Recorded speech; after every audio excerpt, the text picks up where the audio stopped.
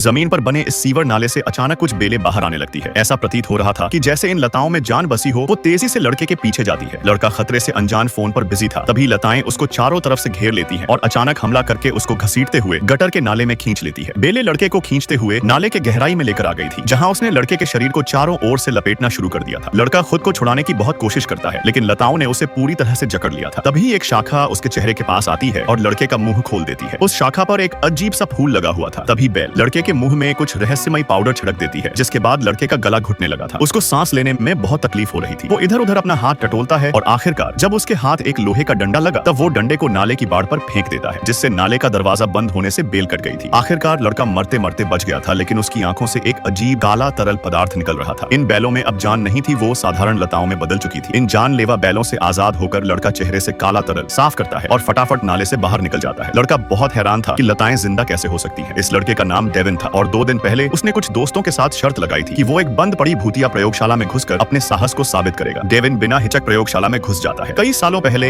यहाँ इंसानों पर प्रयोग किए जाते थे, इसलिए डेविन का मानना था कि यहाँ भूत प्रेत तो जरूर रहते हैं। लेकिन डेविन बिल्कुल भी नहीं डरता था और चलते हुए ऐसी जगह पहुंच गया था जहाँ रास्ता खत्म हो जाता है। उसके सामने बहुत से प्रयोग के उपकरण रखे हुए थे। डेविन सबूत के तौर पर एक तस्वीर लेने का फैसला करता है, लेकिन तभी अचानक उपकरणों से एक चिंगारी निकलती है, जिससे डेविन डर जाता है। तभी फर्श पर एक ढक्कन खुलने लगा था। घबराता हुआ डेविन जब पास जाकर देखता है तो वो एक भयानक चेहरा देखकर डर गया था। तभी उस गुफा से एक अजीब पाउडर निकलकर डेविन पर छिड़क देता है, जिसके अगले सेकंड ही उसका माथा घूमने लगा था और उसकी आंखों से काला तरल भी बहने लगा था। डेविन ऐसी हालत से जूझता हुआ प्रयोगशाला से बाहर निकलने की कोशिश करता है, लेकिन वो सुरंग के आधे रास्ते में आकर ही बेहोश हो जाता है। किस्मत से उसकी बहन समय पर आ जाती है और उसे सुरंग से बाहर निकलने में मदद करती है। डेविन की हालत देखकर उसके दोस्त दंग रह जाते हैं, जिसके बाद डेविन वापस घर लौट आता है। उसकी हालत अब बिल्कुल सामान्य थी। उसे कुछ भी याद नहीं था कि प्रयोगशाला में आखिर उसके साथ क्या हुआ था, इसलिए वो इसके बारे में ज्यादा नहीं सोचता। लेकिन उसे क्या पता था कि वो घर के अंदर एक जानलेवा चीज ले आया है, जिसने एक रात पिता के हाथों पर घाव कर दिया था। उनके हाथ कीड़ों से भरे हुए लग रहे थे।